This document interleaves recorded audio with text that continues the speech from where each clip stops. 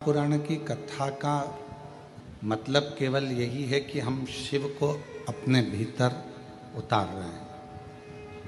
हम भगवान शंकर को अपने भीतर लेकर जा रहे हैं। बस जैसे मित्रता और परिवार को, दोनों संबंधों को निभाने के लिए प्रेम का होना बहुत ज़रूरी है, स्नेह का होना बहुत ज़रूरी है, प्यार का होना बहुत ज़रूरी है। पर आज के ज़माने में मित्रता हो चाहे परिवार हो, प्रेम से ज़्यादा स्वार्थ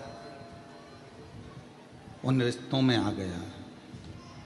और जिन रिश्तों में प्रेम खत्म हो जाता है और केवल स्वार्थ रह जाता, वो रिश्ते बहुत लंबे समय तक टिकते नहीं हैं। फिर इन रिश्तों की कोई मूलता, उन रिश्तों का कोई महत्व, इन रिश्तों का कोई मतलब नहीं रहता, क्योंकि उनके अंदर केवल एक स्वार्थ आकर बैठ गया है, प्रेम खत्म हो गया। तो मित्रता हो, रिश्ते हों, चाहे परमात्मा की अविरल भक्ति हो, इनमें स्वार्थ नहीं होना चाहिए। ये स्वार्थ से दूर हो। जब हम स्वार्थ को त्याग कर, स्वार्थ को दूर हटाकर फिर भगवान की भक्ति करते हैं या मित्रता करते हैं या परिवार से रिश्ता संबंध रखते हैं, तो फिर वो रिश्ते बहुत टिकते हैं, वो भक्ति बहुत टिकती है, वो भगवान का भजन बहुत टिकता है। माँ जगत जननी जगदम्बा अम्बा पार्वती जी ने जितना भी तप करा, साधना करी, उपासना करी, भजन किया, कीर्तन किया, उसमें स्वार्थ माँ पार्वती जी का नहीं था। स्वार्थ के लिए नहीं करा।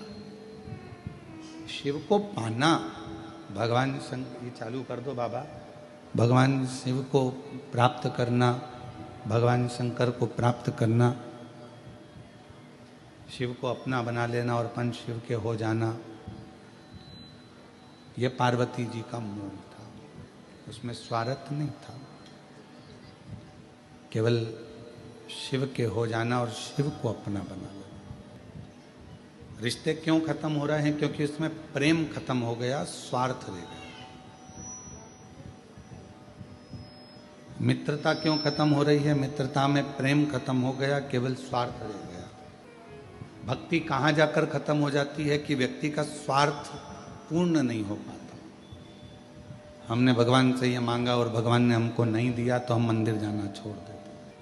हमने भगवान से बहुत सारी लिस्ट बनाकर तैयार रखी और भगवान के सामने रख दी कि मेरा ये काम